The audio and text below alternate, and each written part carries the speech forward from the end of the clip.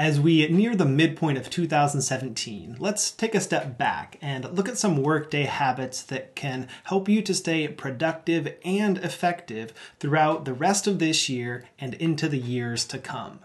Let's sketch it out.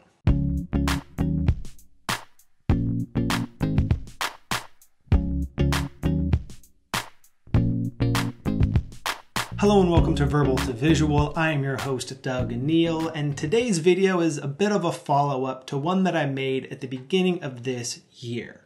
I start each year by conducting an annual review in which I look back at how the previous year went, lay out my plans for the year ahead, and outline the daily routine that will help me achieve the goals that I have set for myself. Having established the overall flow to my entire day at the beginning of the year and still enjoying that flow, what I'm choosing to focus on during this mid-year check-in are the habits that I have in place during my dedicated work hours, the time that I spend here in this office. And there are 3 specific habits that I have found to be particularly helpful in making the best use of this time. So whether you are self-employed like me or you work in a more collaborative setting, my hope is that you find it useful to take this step back and look at your workday habits. You might even want to steal one or all 3 of the specific habits that I have found to be most useful. So let's get into those. The first 2 habits are the first 2 things that I do when I walk into my office. I begin by creating a task list for that day. These are the things that I'm choosing to prioritize, the things that will move my various projects forward in a meaningful way.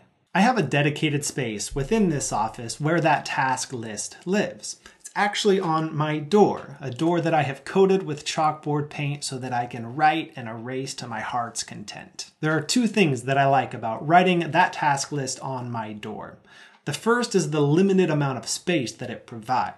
Based on the door size and the large sidewalk chalk that I use, I can only fit so many tasks there, which is a good thing. It ensures that I don't try to cram too many things into a single day. The second thing that I like about that task list is how visible it is. When I'm working here at this desk, it's always right over there in the background, reminding me of what I have established as the most important things that I want to work on. And even when I'm working at that desk behind me, I know that I'll still see the list every time that I walk out of this room. Now, I know that some people like to create a list like this at the end of the previous workday, and I can see why that's useful. But for me, I love being able to check the last item off of that list and then walk out the door, leaving that day's work behind me. That helps me create a bit of separation from my work during the evening than if I had already created tomorrow's list and was starting to worry about it. I also find that my morning routine of reading and stream of conscious journaling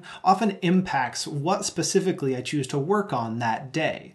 So for me, there's something fresh and cleansing about walking into this office, erasing yesterday, and then starting today. Immediately following the writing of that task list, I review my personalized code of ethics, which I encourage you to establish as well. This is a habit that I picked up from Todd Henry's book, The Accidental Creative, and it's one piece of a larger morning check-in process that I described in a previous video and that I continue to find very useful. The idea is that establishing and then reviewing a code of ethics will set the tone for how you'll engage with the tasks of that day.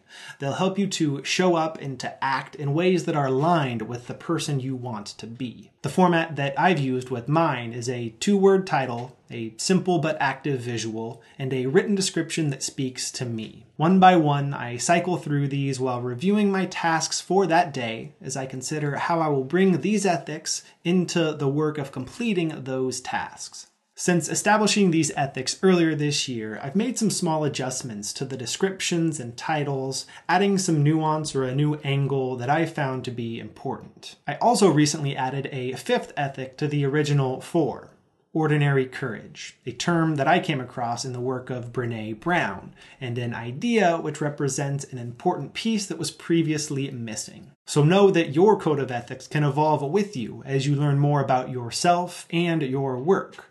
But first, you've got to establish what you'll start with, and then you've got to commit to reviewing those each and every day. The third habit comes in after you've been plugging away at those tasks for a while, when you might need to clear your head with a midday meditation. I don't know about you all, but for me, the biggest slump in my day, the one that's the most difficult to overcome, happens right after lunch.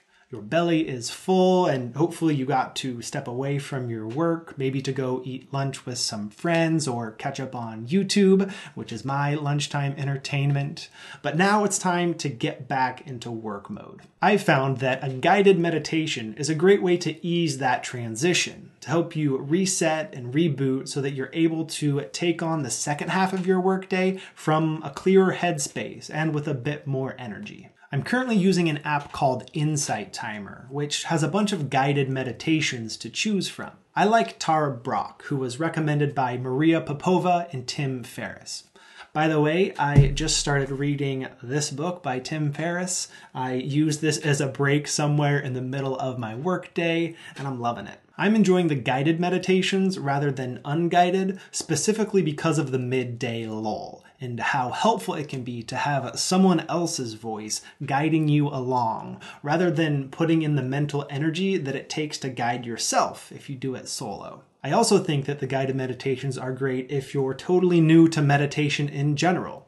You just hit play, sit back, and follow directions. This midday meditation habit is the newest of the three that I've mentioned, and I'm excited to keep experimenting with it throughout the rest of this year, trying different guided meditations when I get bored with the current one, and maybe trying some unguided meditation as well. So these three habits in particular are the anchors to my work hours, and if any of them intrigue you, then please do try them out for yourself. But also stay open to other habits that you can build into your day to help you plug away at the work that is most important to you. And if you'd like to develop visual note-taking as a tool to help you do better work and share that work in an engaging way, then check out the courses available at verbaltovisual.com. Thanks for watching, and I'll see you next time.